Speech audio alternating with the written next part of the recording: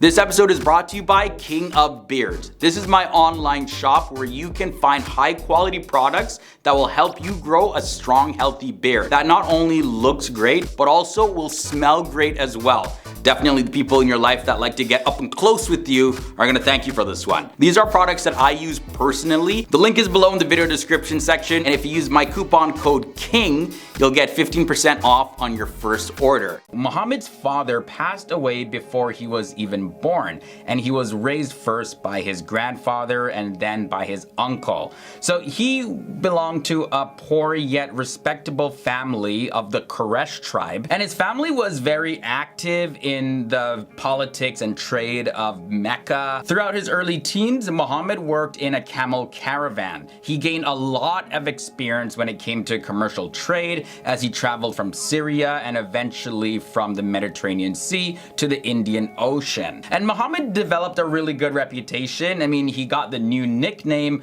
Al-Amin, which means faithful or trustworthy. And then later on in his early 20s, Muhammad began to work for a very rich merchant woman whose name was Khadija. And she, by the way, was 15 years older than he was. So she became attracted to Muhammad and eventually proposed to him, and he accepted. They got married and had several children throughout their marriage. Muhammad was with her for 25 years. And after her death in 619 CE, over time he married a number of women, 13 wives in total to be exact.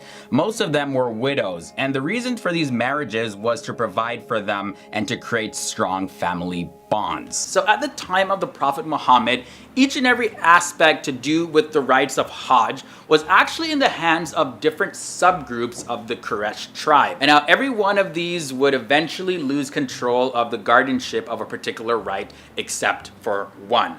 Now, on the conquest of Mecca, the Prophet Muhammad was given the keys to the Kaaba, and instead of keeping it in his own possession, he returned it back to Usman ibn Talha of the Bani Shaiba family. Now, they had been the traditional key keepers of the Kaaba for centuries, and the Prophet Muhammad confirmed them as being the ones to fit that role up until the end of time by saying these words: "Take it, O Bani Talha, eternally up to the day of resurrection, and it will not be taken from you unless by an unjust, oppressive tyrant." Now, what many people don't know is that one of the major problems with the Kaaba was that it was situated at the bottom of a valley, and when rain used to fall, the valleys actually used to flood. So this was not an uncommon occurrence in Mecca, but it was a cause of a lot of trouble before the days of flood control systems as well as modern sewage systems were put in place. So for days on end, the Kaaba would actually be submerged in water. But it did not stop the Muslims from performing the tawaf. They literally started swimming around the Kaaba.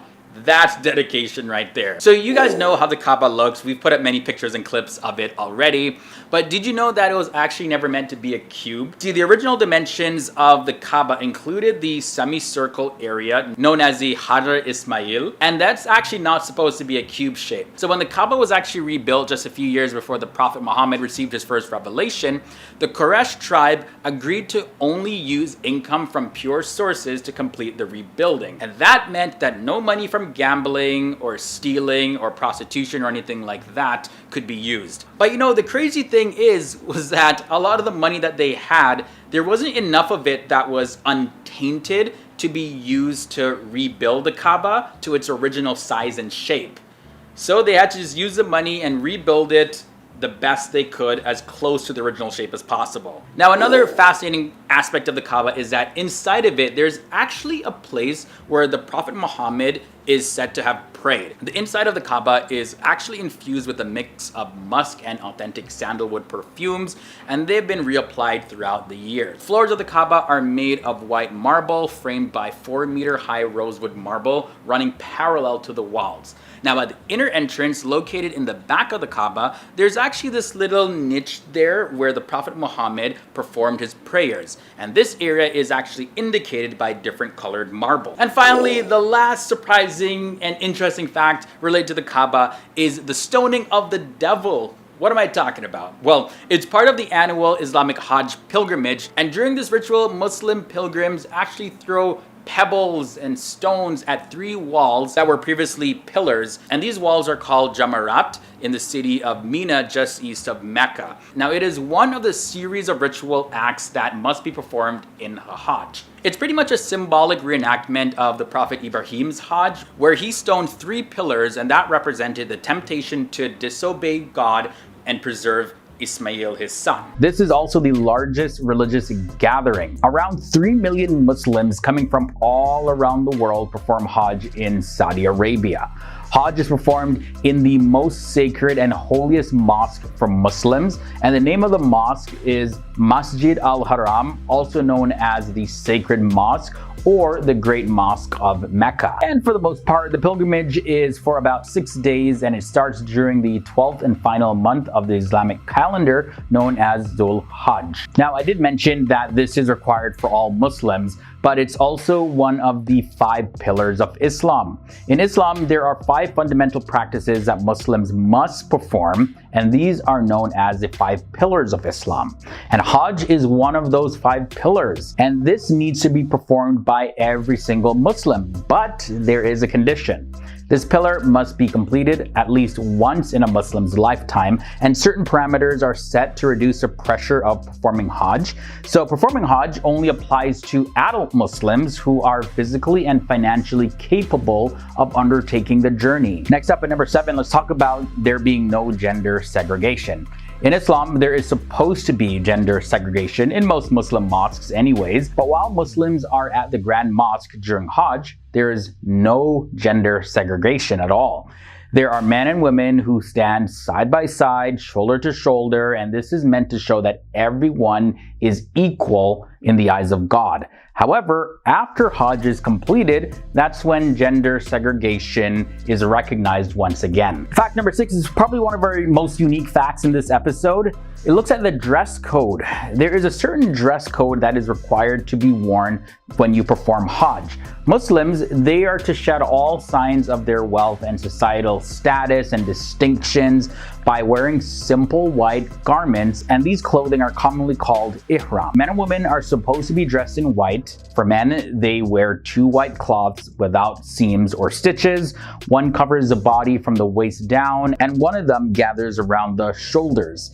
Sandals are to be made without stitches, and before wearing the ihram clothing, men shave their heads and they trim their beards and clip their nails.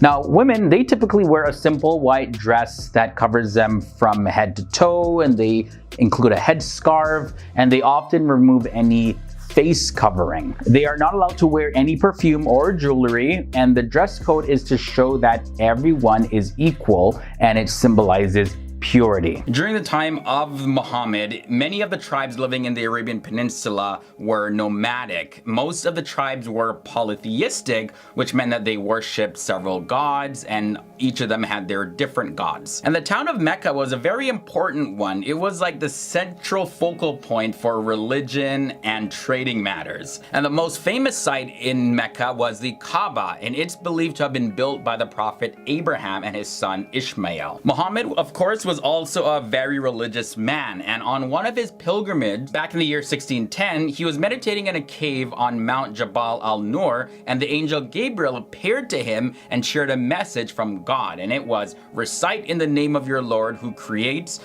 man from clot. Recite, for your Lord is most generous," and so on. Many of Mecca's leaders began to see Muhammad and his message as a complete threat. Resistance over time to Muhammad and his followers continued to grow, and they were eventually forced to immigrate from Mecca all the way to Medina in 622.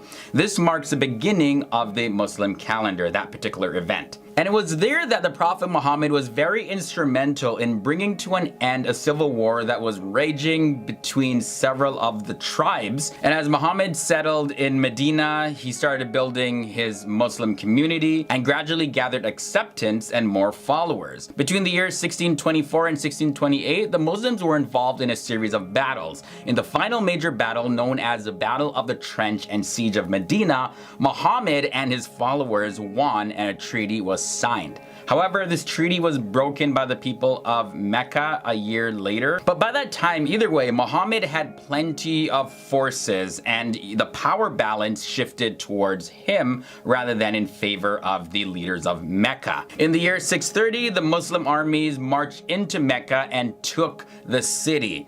Most of the Meccan population then converted to Islam as they began to accept Muhammad's message. Muhammad and his followers then proceeded to destroy all of the statues and pagan gods in and around the Kaaba. Now, in the direction of the eastern wall, between the door of repentance or Bab-e-Tawbah and the Kaaba's door, there is a document printed on the board of marbles. The document is of King Fahd bin Abdulaziz Al Saud, and now this document indicated the date of renovation. Next up, let's talk about the door of the Kaaba. The door of the Kaaba, also known as Bayt-ul-Allah, is located at the eastern wall. Now, this door is believed to have been built by the Prophet Ibrahim himself. Previously, it was said that there was actually no door in the Kaaba. There was only a portal in the eastern wall to enter and exit the building. Now, the door from the interior is covered with a beautiful silk curtain which has silver and gold prints. Now let's look at the stairs at number 8. So on the right side of the interior, there is a staircase leading to the roof, which is accessed through the door of repentance. Now the stairs leading to the Kaaba's roof are mostly made of aluminum. The right side interior of the Kaaba is a Levantine corner and resembles an enclosed rectangular structure that has no windows. In the Kaaba, you'll also notice some pretty interesting decorative stones. And one of these stones is decorated with Arabic calligraphy using the script of Kufic. Now, the words that are embossed on these stones are made of beautiful, colorful pieces of marble. There are a total of 10 stones inside the Kaaba, and the words on them were written after the 6th century AH. Number 6 leads us to the curtain of the Kaaba. So inside of the Kaaba, it's covered with a red silk curtain that has a texture of embroidery on it. It has an inscribed weave in cream-colored silk over the dark red ground. Now, the central band has a prominent inscription of the Kalimat al-Tawhid, which means that there is no God except Allah and Muhammad is his messenger. Now, other than this, there can be seen 2 expressions, Ya Mana and Ya Hanan, written in Qaswa. Both these expressions are names of Allah.